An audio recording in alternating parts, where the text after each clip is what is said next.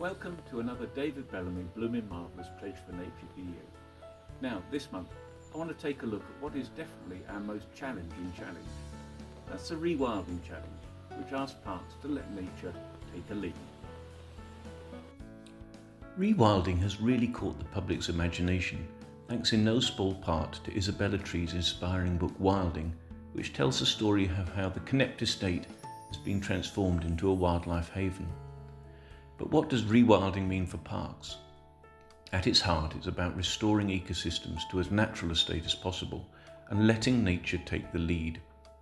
That might sound big, but rewilding exists on a spectrum.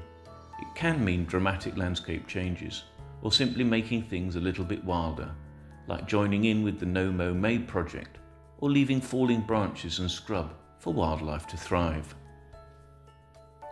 When you're thinking about rewilding, the first thing to do is to do some research. Look to see if there are any local or county-wide initiatives you can join. Talk to local groups, such as your local wildlife trust. And of course, take a look at the web. The website of the group Rewilding Britain is a treasure trove of information.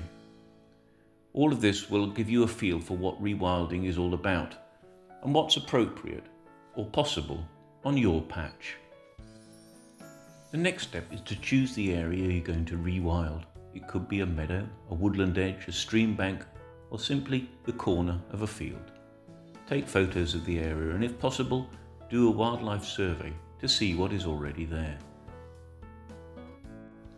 The next step is to make a plan and put it into action.